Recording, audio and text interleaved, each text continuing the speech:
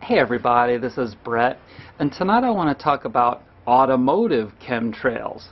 Now previously I talked about the airplane chemtrails, but did you know that there's chemicals in the oil in your automotive engine?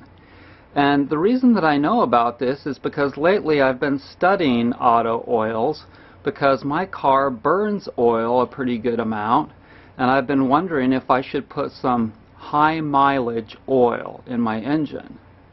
And what a high mileage oil is it has these chemicals that are added to it to create a swelling of the internal rubber parts that have gotten worn down in your motor that are allowing oil to flow by and thus then get burned. And so it swells these rubber parts and then the oil can't seep by. But there is still a degree of burning of the oil from your engine. And so now not only are you burning the oil, but you're also burning these chemical additives. Now, regardless of any of that, there's still chemical additives added to all motor oil. And the reason for that is because a motor that's running at the RPMs that our motors run, our automotive motors run, cannot just run on plain oil. I've learned this from reading about it on the internet. There's too much friction. And so they have these various additives that are added. All kinds of different additives for different purposes. It's a science, okay? But the thing is that it's all burning into the air, and all of the cars that are in front of you are burning it into the air for you to breathe. And then you're burning it into the air for the people behind you to breathe.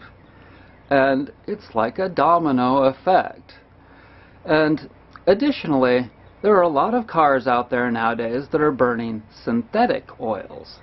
And a synthetic oil is also mostly regular oil, but it's had so many additives added to it that it's now not considered to be regular automotive oil anymore.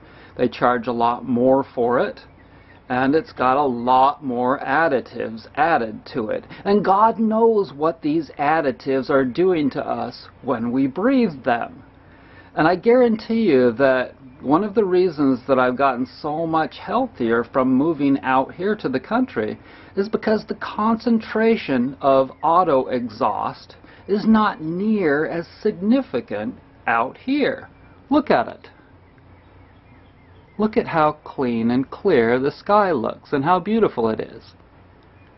There aren't near as many cars per square mile or per square 10 miles as there were in Asheville, where I lived right in between a highway and a freeway.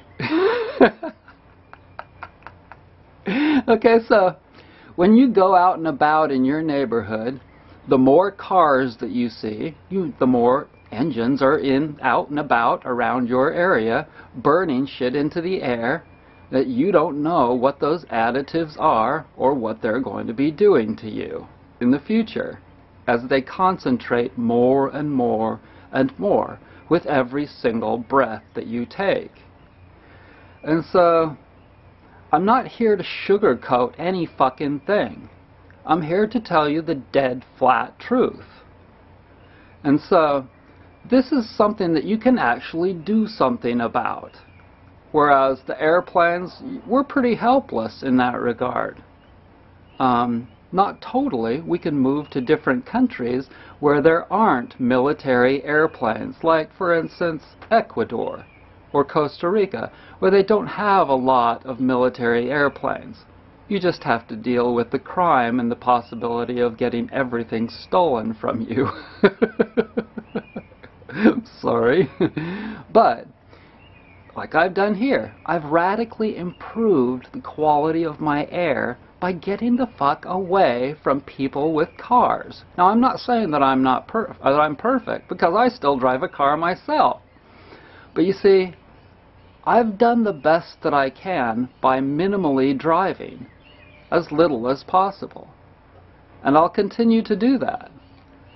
But I know that I make 100 or 1,000 times more effort to be as minimally processing or minimally polluting of the environment than the average person. And so I feel good about myself. You know, I'm not worried about it. I deserve clean air. And if you deserve clean air, then you'll achieve it. If you don't, then you won't. But I'm telling you that it's one of the most important things that you can possibly get for your health. But people don't realize it because air is clear. Air is just clear, and it's something that you take for granted. It's like water. It tastes the same. When you go from one extreme to another, though, then you notice a difference. You will notice a difference. Yeah, it's like seeing an old friend for the first time in a long time. You haven't seen them but for 10 years, and now they look 30 years older, or they only look 2 years older, or maybe they do look about 10 years older. But regardless, if it's been a while, then you can contrast and get a good idea of exactly what the difference was before and after. So I want to thank you for joining me. All is well. Be good.